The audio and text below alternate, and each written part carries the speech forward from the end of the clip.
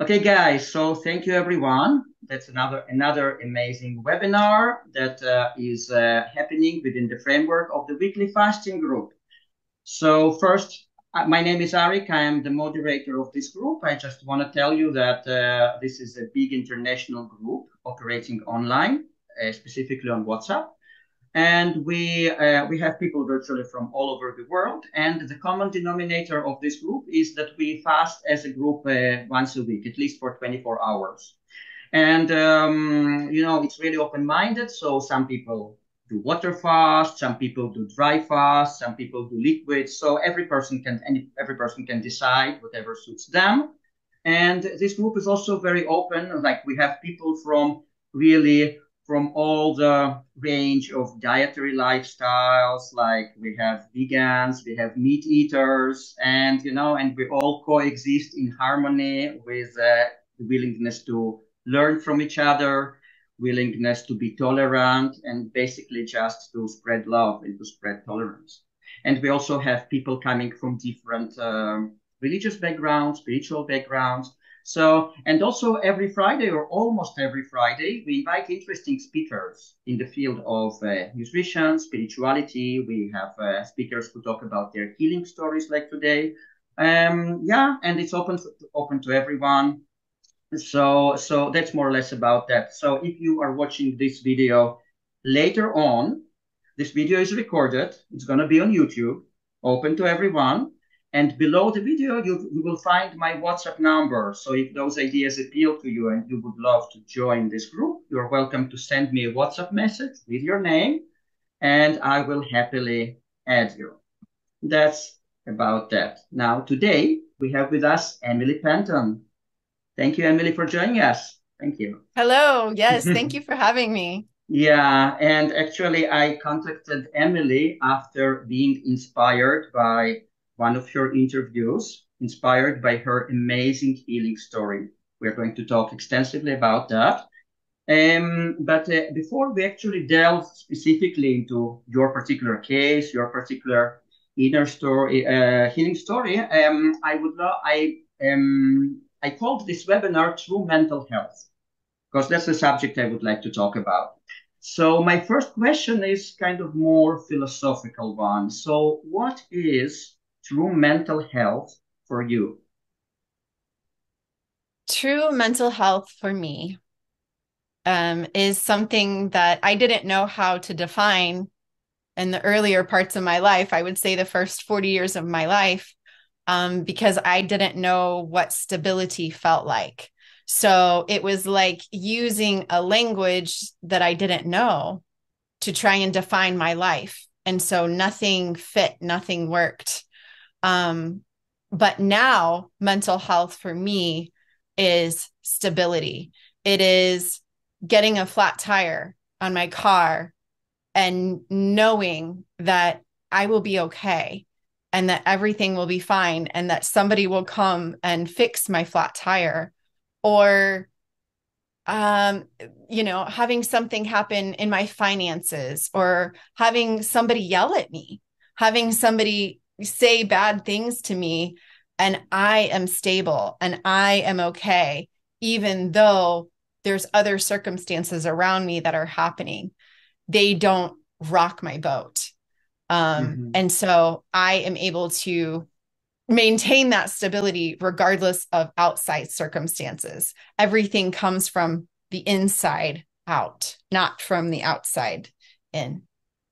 Wow, wow, that's so inspiring. And I guess in the past, especially when you were in the middle of your bipolar disorder or bipolar issue story, it was completely different. Completely. I felt like I was just drug around by the nose into my life. Highs and lows, and everything was happening to me. Everything was, oh, this person hurt me, and then I got this problem, and I've got that problem, and all of these things were coming at me, and I didn't realize the power that I had within me to actually create from the inside out. Wow. Okay, Emily. So now tell me, so I would like to delve little bit deeper into all this story with the bipolar. So just tell me, I just want to make sure that I understood it right. So you were practicing a psychotherapist, right? Yes, and here they call him a counselor, or they call him a therapist. Mm-hmm. But usually the term psychotherapist, they use that for the doctorate level. I am at the Mm. master's level. I have my master's in clinical counseling. Okay, and then did you have your own practice at that time? I was working towards that. I was underneath a supervisor, and so it was her private practice that I was working at. Mm-hmm. Mm-hmm. And what kind of problem? And we are talking how long time ago? I got my master's degree in 2014, so I was practicing as a therapist, or counselor, however you want to say it, up until 2018. Oh, Well, I shouldn't say that. I had to take off for 6 months with my mental illness, and then I went back in June of 2019. So about that 5 years. yeah. So prior to the mental illness, what kind of problems did you help your patients deal with it? Mm. I had many clients who were dealing with needing anger management, and they were just had so much rage that they had bottled down everything, and they needed to talk about the things that the childhood trauma, the relational trauma, the self-sabotage, those kinds of things. I had a lot of bipolar clients, anxiety, depression, um, and then I worked with children. So I worked with children who were in the foster care, and then also children who were in a children's home, where it was a facility where they had been taken away from their home because their home was no longer livable. They were in severe abuse. And so they were put in a children's home. And so I would have therapy with the children in the children's home. Interesting. Emily, and I wanted to ask you about bipolar. Is it something that happens? Is it something that happens to you like suddenly, or it is something that is growing and becomes more and more severe? Because could you please tell us about that? Because I don't know. I just don't know. Yeah.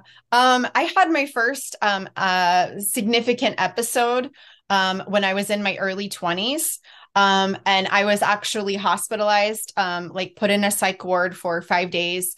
And that turned into a psychosis. So that was a very, one end of the spectrum kind of experience. But most people just have, these waves where they have a mania where they do excessive spending, or they make impulsive decisions, or they're obsessed about an idea and they will stay up all night, and they will they will eat, breathe, live this idea, be it that they want to go sell purses, or they want to go into real estate, or they just get obsessed about something. And then it turns into the crash, and then it goes into depression, where they can't get out of bed for days at a Mm, time.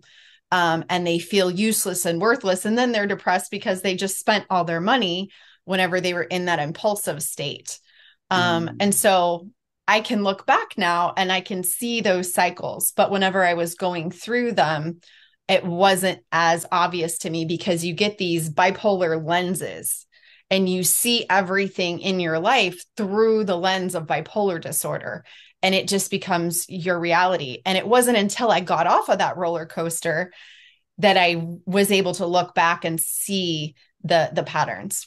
Interesting. So we could say that basically, so you told me that you started having those episodes around 20, like 20 and something.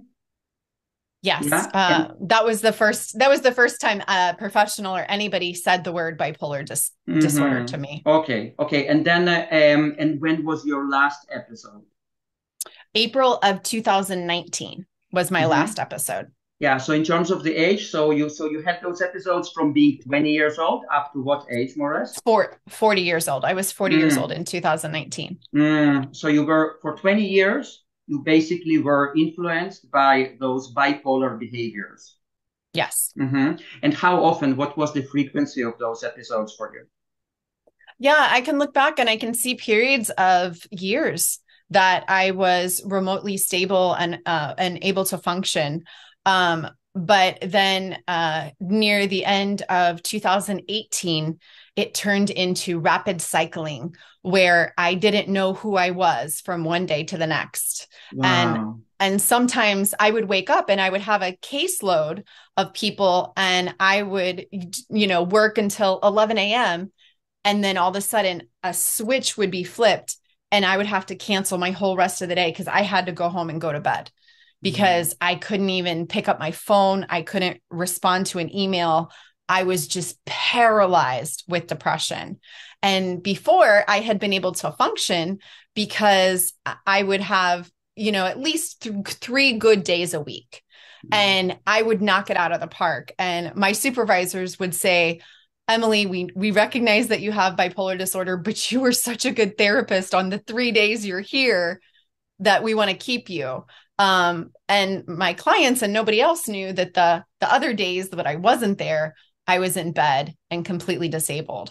Mm. But once it turned into rapid cycling, it became unethical for me to practice, and I had to leave my job and I had to move in with my mom. And that was another level of depression at the age of 40 to really realize that I'm homeless and jobless. Yeah, yeah. And is it a known phenomena, by the way, that at some point this bipolar episode become more frequent, more and more frequent? Yeah, and also if you're in a high stress Mm. situation, and I was definitely in just a high stress situation, and I just kept going. I kept pushing and kept pushing and kept pushing, and I never allowed myself to take a breath, to take a breath and to really celebrate who I was. I always felt worthless. When I was knocking it out of the park, I had that mania about me, but I still didn't feel good about myself. And then of course in the depression, I felt like I was just a worthless, human being. And I recognized my potential and that I wasn't fulfilling it. Yeah. Okay. So just for people who don't know, who are not familiar with this term, as I understand, bipolar is defined as having like lots of ups and downs. So, but actually, in a very excessive, like on a very excessive scale. Like if you are up, you are really up. If you are down, you are completely down. Is it like that, or how could you define bipolar if you described it to a person who doesn't know what it is? Yeah, it's kind of the same way with that they describe all mental illnesses. If you meet one person with bipolar disorder, you've met one person with bipolar disorder. It is a spectrum, and there are people who have to be hospitalized every month. There are people who, like me, I was hospitalized in my 20s and didn't have another psychosis episode, and I was able to still function. And then there's other people who go years without a manic or depressive episode, and then all of a sudden it hits them out of nowhere. So there really, unfortunately, is no rhyme or reason, which makes it very difficult to manage and very difficult to diagnose. Okay. And they tried to manage yours, I guess, with tons of psychiatric meds. Yeah, I didn't start the psych meds at the age of 20. I started them in my early 30s. So I was on psych meds for about 8 years. At my most, I was on 800 milligrams. I'm sorry, 900 milligrams of lithium, 80 milligrams of Prozac, 80 milligrams of Adderall just to get out of bed every day. I would take 40 right in the morning and then 40 at noon so that I could keep my eyes open and I could still stay awake. And then I had Ambien to sleep every night. And I still wasn't functioning. So none of those psych meds I responded to. It never helped. Everything just exacerbated my mental illness. And then at some point, you also got diagnosed with MS. Yes. So how did it happen? Tell us. First of all, I personally love definitions. So for people who don't know, how would you define MS? What it is exactly? Yeah. MS is actually, if you break down the words, multiple sclerosis. And so multiple means many, sclerosis means scars. So there's many scars on my brain.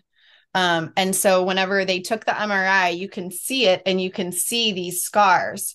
And I had scars on my left temporal lobe, which means that there was actual brain damage. And the nature of multiple sclerosis is that it is a degenerative disease.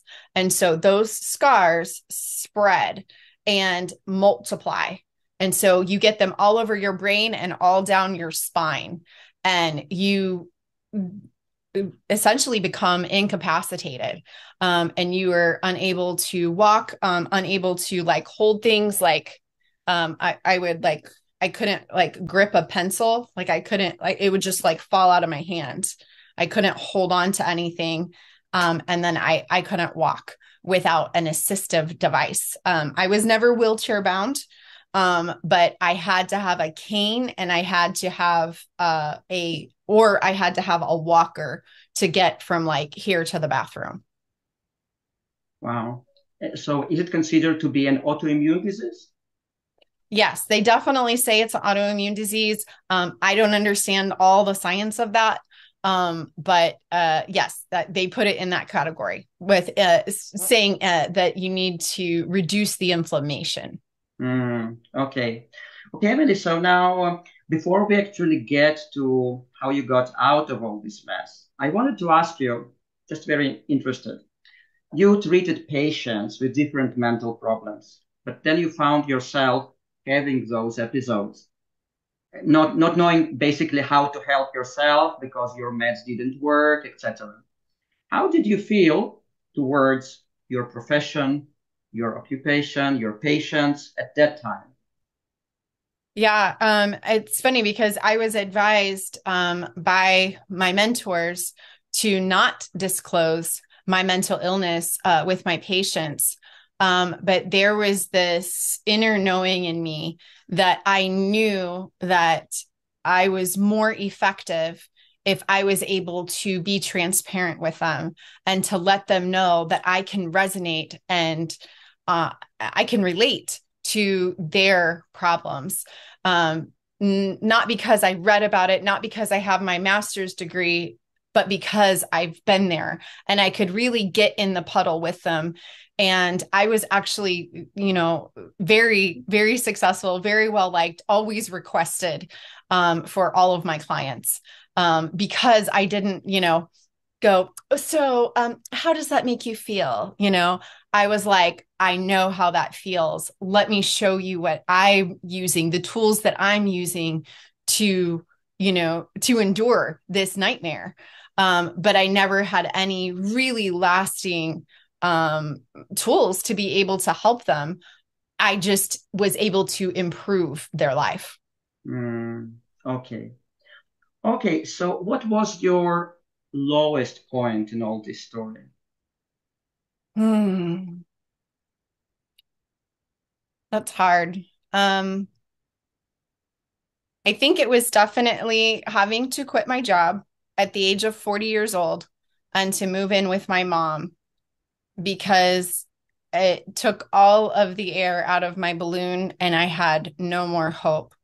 And I would literally just sleep every day, all day long and all night long. Um, and then whenever I got diagnosed with, because the multiple sclerosis actually came at that same time.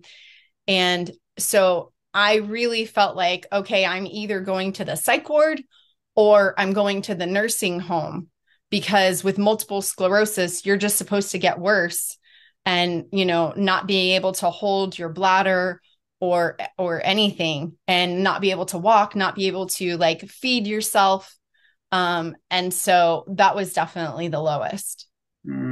Okay. Yeah, I think that you also mentioned even in your interviews that you even had some kind of suicidal tendencies or suicidal thoughts. Yeah. Could you Yes. tell more about that? Yes. Well, all along, I always felt like I would be really glad if I just don't wake up tomorrow. Like I would be so happy to just not wake up tomorrow. So I've always had that feeling. And it wasn't until I got the multiple sclerosis and the bipolar disorder that same, knock was just like, okay, I'm worthless, and it was more the bipolar disorder. Once I got the MS, I had this fight in me. But I had the MS for probably 10 years, but I got diagnosed and I got the actual terminology. But the bipolar disorder and moving in with my mom, I really felt like I am not helpful to my family. I'm not helpful to myself and I'm not helpful to society. So I would just be better to just take myself out. And so I had a lot of very real suicidal ideation at that point. Okay. And tell me, Emily, so when you say that once you were diagnosed with MS, you suddenly had this fire, had this fighting energy, do you mean that it was kind of the last thing that you decided, now I'm gonna fight for my life? So that was more or less the mindset, or what did you mean by that? Well, my timing is really this the unfolding of my story is a little confusing. So I basically started changing the way that I was eating February 24th of 2019. That was my moment. I couldn't take one more day. I couldn't take one more thing. I didn't know that I had multiple sclerosis at that point. Mm.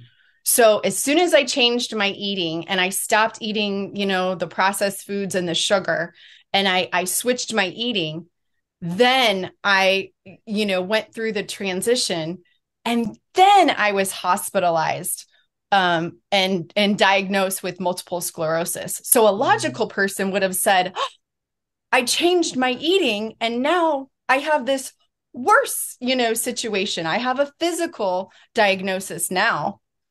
But there was this knowing in me that I knew whenever I made that decision on February 24th, and then when I was hospitalized and on March 12th of 2019, I knew that I was on the right track and I had to keep going. And I had no idea that I was going to resolve both bipolar disorder and multiple sclerosis. Wow, that is so impressive. So, Emily, now, very important question for many people who might be at their lowest point right now, watching you now or later on. What happened at that lowest point? What helped you get out of this mess? Mm, yes, absolutely. Well, I have a very brilliant brother, and he didn't really understand my mental illness. But as you know, with the love of a brother, he reached out to me and he told me about a woman who resolved her bipolar disorder 10 years prior, and all she did was change her eating. And it wasn't so much the information that my brother sent, it was that I resonated with that information. And there was this knowing inside of me that I knew that even if I could get a glimpse of hope, even if I could get even any of my symptoms, any relief from my symptoms, I was going to try this. And so I went overnight from eating, I would eat, like if I made cookies, I would make two batches so that I could eat the dough of one batch of chocolate chip cookies, and then I could cook the other cookies and eat the entire batch of the cooked cookies. Entire pizzas by myself, ramen noodles, chicken nuggets, french fries, soda, wine, beer, everything. Like I ate everything and I was insatiable. So I would eat every 2 hours to the point where I would have a tub or a jar of peanut butter on my nightstand so that if I woke up in the middle of the night, I could down a couple of tablespoons of peanut butter and then go back to sleep. I was a food addict. Mm-hmm. Okay, and then your brother told you about this woman. By the way, what's her name? Amber O'Hearn. Oh, Amber O'Hearn. and what's the name of her book in case someone is interested? Um, I think it's called Eat Mostly Fat. If you Google Amber O'Hearn's book, it will pop up. And she's got the audio version right there. And that's all I listened to was the first chapter. She's got multiple chapters now. Mm-hmm. I don't think she's even finished the book. But Amber O'Hearn, you will find it. Mm-hmm. Okay. And so you listened to this first chapter while being at your lowest point, right? While being really depressed. Yeah. Okay. And then, so what was the information that you got that resonated with you? So, what she did was she was worried about her weight. And for some reason, I never cared about my weight. I was 5'8" and I was 250 plus pounds. And I was a big girl, but being from Missouri, everybody looks like that. Everybody's a big girl here. And so it was just normal, you know. I wasn't worried about my weight. But she was worried about her weight. And so 10 years previous, she started eating only animal meat and animal fat, and specifically animal fat. And she focused on that. And whenever she did that, she was about 2 weeks in. And then her husband came to her and he said, um, have you, I'm afraid to say this, but have you noticed what a good mood you're in and how stable you are? And she was like, oh my gosh, yes. And so whenever I heard that, I was just like, you know what? I want that for my family because I was so unpredictable and irritable. And I would just bite their head off, and they never knew what they were getting with me, if I was going to be in a good mood or if I was going to be in a bad mood. And so I was like, wow, I would love that stability for my family. And so that's whenever I went overnight and I started eating animal meat and animal fat. Mm-hmm. So how long did it take you before you actually felt the real results? I would say it was the end of the third week. So about the beginning of the fourth week, it was so crazy. All of a sudden, I had this glimpse of hope, and it was only 10 minutes. And it was such a foreign emotion that I was just like, what is that? What is that? That feels really good. And I was just driving my son. I was driving home from dropping my son off at school, and I felt hope. And then it was gone. So it was only 10 minutes. But then the next day, it came back at a different time of the day, and it was 15 minutes. And then it multiplied. And now I literally cannot have a bad day. And what I loved about that hope was that I started to plan for my future. I had never planned for my future before. I was trying to survive. I was trying to get through every single moment without, just screaming. And now I was planning for my future and excited about what I was going to do that day or what I was going to do tomorrow. Wow, so impressive. So how did you go about your meds? Did you quit them like cold turkey or did you decrease them gradually? How did you work with that? Yeah, no, I was in no hurry to get rid of my psych meds. I started eating this way, and then I actually had my last bipolar episode in April of 2019. And then my psychiatrist, who I had been with for 8 years, so he had seen my crazy in full force, and he started seeing a difference in me and a light in my eyes. And he said, Emily, there's this light in your eyes, and you're here and you're present. And he said, we need to start tapering off of your meds. And I was like, no, no, this is my security blanket. We just got to a good place. I just went back to work full time in June. I was doing well. I said, let's not rock the boat. And he was like, just a little bit. Let's just take it down just a little bit. And so we did, just a little bit. And then the next month, just a little bit. And then in the next month, and I had no problem transitioning and tapering off of those psych meds. And then my last psych med was September 26th of 2019. And I haven't gone back. Wow, wow. Yeah, I just want to insert something, just say something for the people who are watching later on, because I listened to quite a lot of videos about metabolic psychiatry and all this natural way of treating mental disorders. So people like professional don't recommend quitting anything on your own, because it's dangerous. It's really dangerous. So a person needs to work with a professional. Professional might be, maybe you need to find a professional who is open-minded enough, but should be a professional who is going to follow you and out of your meds. Yeah, never do it on your own. Yeah. Never. I agree with that. Okay. Yeah. So how long did it? So since you changed your diet, from the point you changed your diet and up to your last bipolar episode in terms of time, so how long did it take? So I changed my diet February 24th of 2019. My last episode was April of 2019. So and then my last psych med was September. So basically from February to April. So it's not a long time. It's just few months. Yeah, but I was very consistent and I did not cheat. I felt like I was doing this to save my life. Wow. So there was no wanting to have a cheat day because I was fighting for my mind. Wow. And did you actually throw away all the junk food and all the processed food that you had at home, or what did you do with that?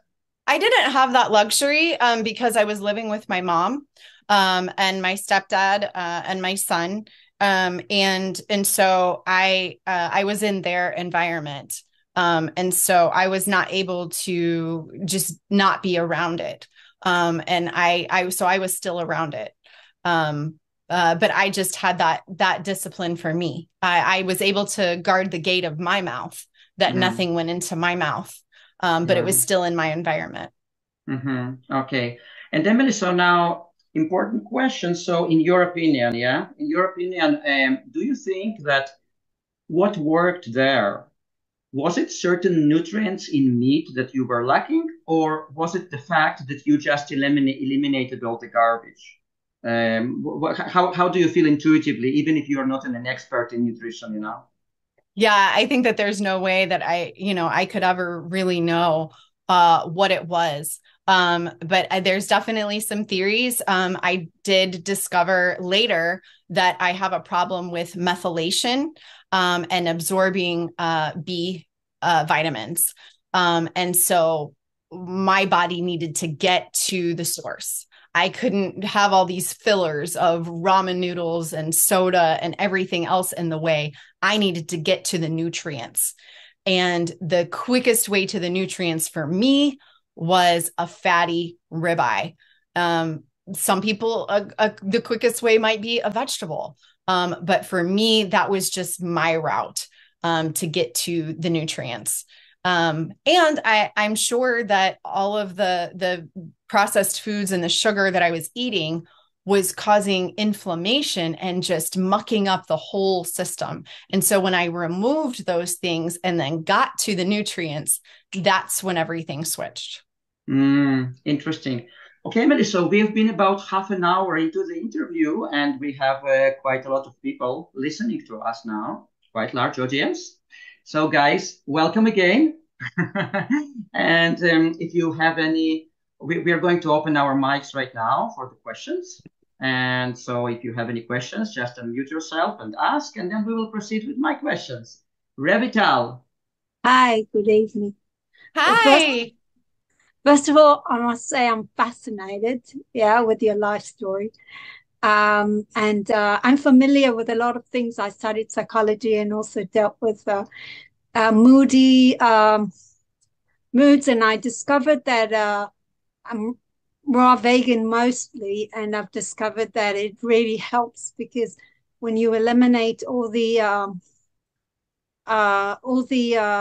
junk food, then and also we had interviews with Dr. Filanov, is an expert on that, on detoxing, and he said that depression has got to do with liver. When the liver is not cleaned, it so I've also been investigating this thing. So And I was wondering, you spoke about you've got an inner voice that, and okay, and well, I'm part of this group, and of course, fasting is about detoxing and cleaning the body, and so I was wondering about you said you've got an inner voice and you fast from time to time.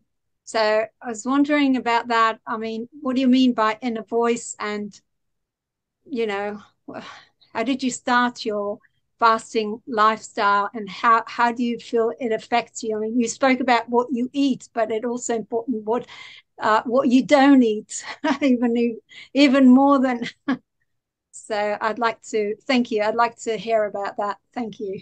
Absolutely, absolutely. And it's so funny because I go back now to that moment whenever I first heard that audiobook, and I was literally in the bathtub. That was the only thing that I could do, was just I set my phone on the top of the toilet and I laid in the bathtub and just listened. And I really was not in a mental space or in a spiritual space to have any connection to a divine connection. I was in misery. I was in the pit of mental illness, hell, and torture, and just self-loathing every single day, every moment of the day. There wasn't even a good spot in my day. And so it was so evident whenever I was listening to it that there was truth. And it was just this inner knowing, this inner clarity inside of me that just went, I'm going to try that. And I'm used to my bipolar disorder doing these big dramatic shifts. And so I just kind of assumed it was me on another manic episode. But I didn't care because I was just going towards this relief. And so I really don't know now how that inner knowing and that inner clarity was able to get out of that mess, but it did. And I'm so grateful for that divine appointment, because I was able to, and I had no idea that I was going into fasting. I had no clue that I was doing that. But that's what naturally progressed. I would eat a ribeye, a fatty ribeye, first thing in the morning, and then I wouldn't be hungry. And so I would fast until the next day. And then I would eat another really fatty ribeye. And then some days I wouldn't be hungry at all. My body would be totally satiated. And so I'd fast for 48 hours. And then that's whenever I got really clear mentally. And then I started getting intentional about my inner knowing, and I started meditating.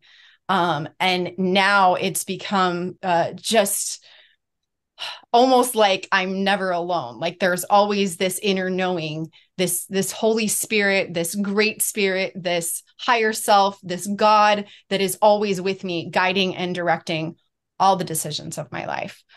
So I don't know how that appeared in 2019, but it did just enough to get me to the point of clearing out everything else so that I could get on this spiritual journey to get to where I am now. It sounds like a vicious circle. You gotten yourself into a positive, a vicious circle where it just. And I was laughing because when you said you ate this rib and you didn't need anything for the next for the next 24 hours, it sounds like lions. They eat once because it's so heavy and satiating, so they don't. They. That's funny. That's actually what Mikhaila Peterson coined it as, is the lion diet, to eat only beef. Because she has autoimmune disease and mental illness, and she was able to resolve it as well. And I was able to just follow suit with her, really kind of paving the way before me as well. So you just eat meat nowadays? Actually, I did for many years. I just ate grass-fed, grass-finished, and fatty beef. But now I have incorporated sweet potatoes every once in a while, yogurt every once in a while, sauerkraut. And so I've slowly been able to incorporate a couple of more things. But I'm still very, very meat heavy, fatty beef. Okay, I'm on the trying a raw vegan way. Have you considered that? Did you come across it? I mean, have you heard about it? And so, yeah, I really think that there is so much to be said about our inner knowing, and that's why it would be unethical for me to say, "Hey, you have to eat fatty meat. This is the only way is if you eat fatty meat," because I'm not inside your body. I don't know what your body is telling you to eat. If my body told me to eat vegetables, raw vegetables right now, I would do it. I would so do it. I would gladly do it. But you have to follow that inner knowing inside of you. And so I honor and I totally agree that, I mean, there's so many people like Dr. Walls and her protocol, piles and piles of leafy green vegetables. And she obviously resolved multiple sclerosis. Many people have. I just know that we can agree that ramen noodles and soda and chips is not the answer to resolve mental illness or autoimmune disease, but cleaning out and getting those foods.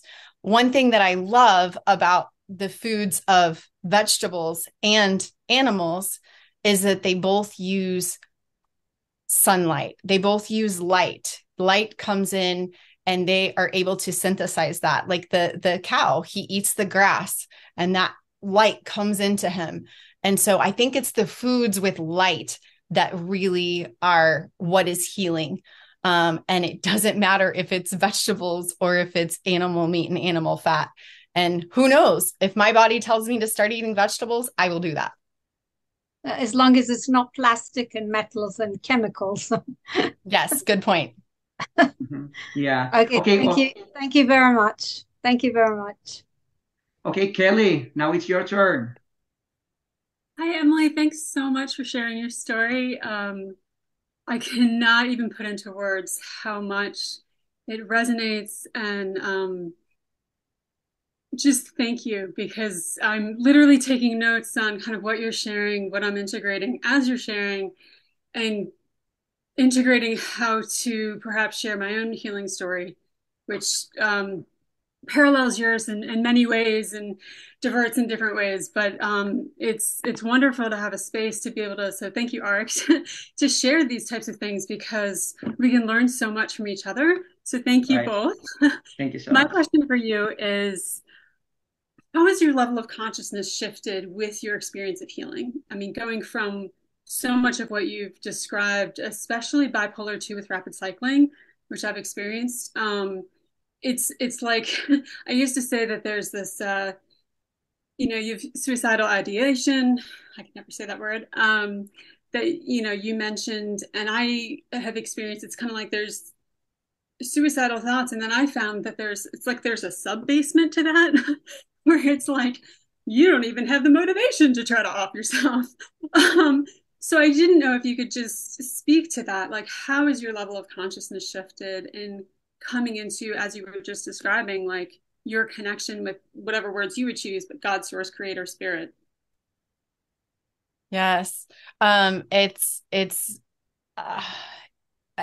I know this word is thrown around a lot right now, but it is a quantum leap. Who I was in February of 2019, I almost feel like I've had a shedding of self where I'm in a whole different skin. And I love her, but I don't recognize her. Like I don't resonate with anything. I don't function for even 5 minutes with any level of the thinking that she had. It was right here. And there was no going up. Like she just kept hitting her head on this ceiling and there was nothing. there was no hope. There was only darkness. Right. And then now I liken it to like a maze. Whenever you like, if you go into a garden where they have all these hedges and it's a maze, and so you're walking through and all of the hedges are way above your head, and you're going left and you're like, it's a dead end, and then you go right, it's a dead end, I don't know where to go, and you can't see. But then now I'm able to see the maze. I'm still in the maze. And I just go, I got to go left and then right. And then I'm there. Okay. Now I can see where everything is. And so it's a completely different experience on a daily basis now that I'm not walking and operating in hopelessness. There's a hope and there's a joy and there's an excitement to see what's going to happen today, what's going to unfold today. And so I'm literally not the same person. That's amazing. Yeah, I totally resonate with that. Like shifting out of this labyrinth that just, it's like the labyrinth from hell that you just can't seem to get out, or there's actually no exit. Intentionally, you have to ascend out. And so I love that. Thank you so much. That's beautiful. And you really embody and exude this healing journey. It's like that saying, I can't, what was it? It's something to the effect of like, who you are screams so loudly that I can't even hear what you're saying. You know, it's just your presence. So just thank you both again for hosting this. This is really a beautiful thing. Thank you, Kelly. Thank you so much. Now, Frederick, you posted a few questions in the chat. You are welcome to unmute yourself and ask directly if you want. If not, I will ask, but it's better to hear it from you. Arik, I think I mean, in a public place, I don't know if you're going to hear me well. We can hear you. It's fine. Can you hear me well? Okay. I got to the meeting and it was a little, you had already advanced with your questioning, but I wanted to know what kind of meat. Is it particular, like if you talk about mutton or beef or pork, or was a mixture of all these? That's exactly what I needed to know. Thank you for your question. Yeah, actually, I also, just like I said, with the, the inner knowing of what to eat, I think that I navigated through that also with different kinds of meat. And I think it depends on your location and what you have available to you. I am in Southeast Missouri, in, the United States. And there's much to be debated about what is in the grocery stores here and what they do to the meat to process the meat in our country, the chemicals that they put on it to preserve it. And so I started out in the grocery store. I started out eating breakfast sausage, which was pork, bacon, which was pork, and then steaks, which was beef, ribeye, beef ribs, like fatty beef ribs, rotisserie chickens, ground beef, fatty pork butt, salmon with the skin on, chicken wings. I ate all of the things, all of any animal meat and animal fat, lamb, anything that I could get a hold of. And so any fatty meat that I didn't eat was just because it wasn't available to me. And then I started noticing as I cleared everything up that I was actually reacting to some of the foods, some of the meats, shrimp and crawfish. I noticed that I was having reactions to certain meats and that I felt best on beef. And then I found out that I was reacting to the grocery store meat, and I had to shift after a year of eating that way. I had to shift into a local farm. And so I eat only the beef and the beef fat of a local regenerative grass-fed farm now, because that's where I feel best. I can eat those other things. It just doesn't feel good. I don't feel as good. And so that was my journey. And thank you so much. That makes sense. Do you combine this with something else? Like in our culture, I mean, in Africa, here is in Kenya, Africa, we eat what we call ugali. And this ugali is a flour. We mix flour and with very hot water, we make something like, how can the best example I can give, I don't know if you know this, just water, very hot water, put flour in it, and then keep on stirring until it makes something very strong that is very solid. We eat that with meat. Or sometimes you can eat, there's something called chapati. I don't know how you make this. This is a flour from wheat. These are just like baked, it's not baked anyway. It's not baked.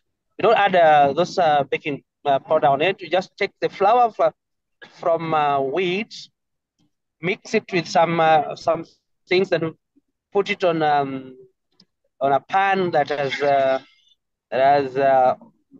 fat that is frying. So like it's not deep frying, just a little fry here and there. So we combine with such like things to eat to get food that we want. Combine it. You can eat with beef. You can take with whatever thing. So are you combining this with your any other foods, or it was just plain, clean, lean meat? Never lean meat. It was always fatty meat. Fat was very important. Once I realized that I had multiple sclerosis, another thing about multiple sclerosis is that there's nerves and they have a myelin sheath on them. And when you have multiple sclerosis, that myelin sheath is deteriorated and it's made out of fat. And so you eat animal fat, to rebuild that myelin sheath. And so I really believe that that's been very important. As far as to answer your question about including other things, what I did, and this was my journey. This is not anything that I prescribe to other people that this is what they need to do. But what my journey was, I need to clear out all of the noise. And I need to get into an elimination diet where I was able to do my own science experiment. I was able to remove all of the possible players so that whenever I reintroduced one new food a week, I knew that that's what I was, reacting to. And so for me, whenever I reintroduced flour, this is completely different because who knows what my flour is compared to your flour. Your flour is probably a way better quality than what I get from the grocery store here in America. And so there's really no way to make a comparison of those two things. But when I reintroduced the white flour from America, I had reactions, either autoimmune reactions or mental reactions. And so I knew that was the problem because I had found my baseline with my experiment. I knew what good felt like. And so whenever I reintroduced something new, it was a problem for me. Thank you. Thank you. Thank you so much. You're welcome. Thank you for your question. Mm-hmm. Okay, guys, do you have any more questions? Okay, Emily, so I wanted to ask you, have you actually inquired from the scientific point of view why this kind of, reducing carbs, why it works for mental disorders? Because, there is this whole field now of metabolic psychiatry, Dr. Chris Palmer and other psychiatrists who work, brain energy. Actually, in Israel, I participate, we have just started along with some people who I know, some kind of activity to promote those ideas here in Israel. But have you inquired, actually why it works and what might be a possible explanation? We don't know exactly what possible explanation to that. Yeah, I am definitely not the one to speak on scientific things. I would refer everyone to go read this book, Brain Energy by Dr. Chris Palmer. And he goes into all the details. But as far as what my role is to kind of break it into layman's terms. And so I'm just going to give you my explanation of it.